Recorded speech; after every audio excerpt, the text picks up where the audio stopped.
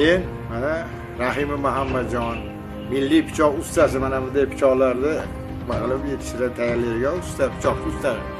Pichoqchilik nimalar, temirchilarning piri Hazrat Davud payg'ambar bo'lganlar. Mana bu pichoq qassobcha qo'shib mol qo'y so'yishga. Pichoq yasash birinchi jarayonimiz mana o'choqqa o't yoqishdan boshlanadi. Mana kum.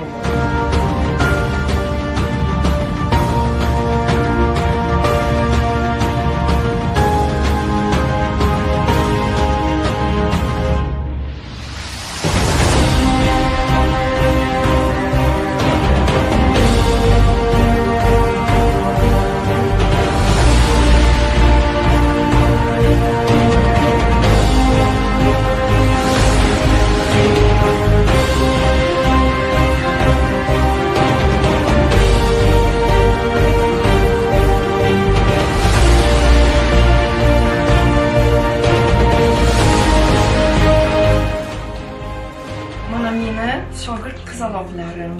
Ularga men darsdan keyin menga kirib turishardi. Hozir mana ta'til davomida ular kelishadi. Ularga shu taqinchoqlarni o'rgataman.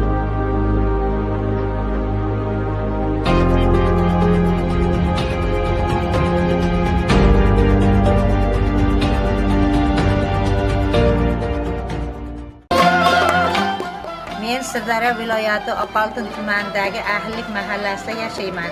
Ismim Saidxonova Komila. Men hozir o'zimizning milliy taomlarimizdan, burungi udumlarimizdan bo'lgan go'jani qanday tayyorlash jarayonini siz azizlarga ko'rsatib bermoqchiman.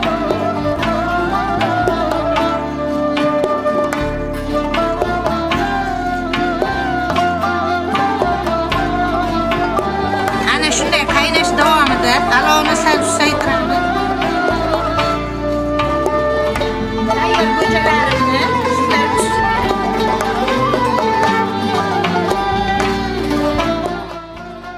Men Sirdaryo viloyati Oqoltin tumanida Ahillik mahallasida yashovchi Latifova Matlubaman. Men sizmadan ayron tayyorlashni sizlarga ko'rsatib beraman. Biz hozir mana bu idishimizga sizmani solamiz.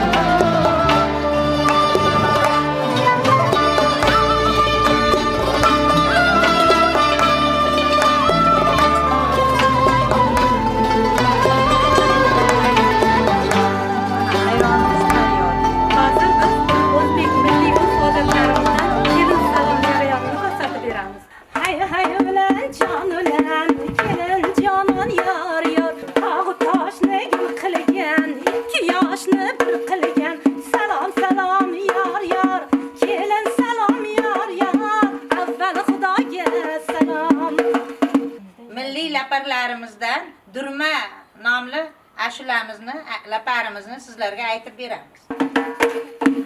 Durma, durma, durma, qoshi ko'zingni surma.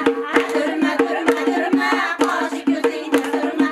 O'z so'zingda turmasang, yoringga va'da berma. O'z so'zingda turmasang, yoringga va'da berma.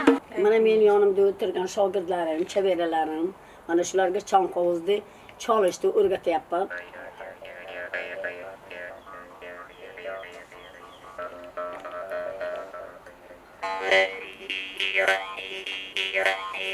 Yeah.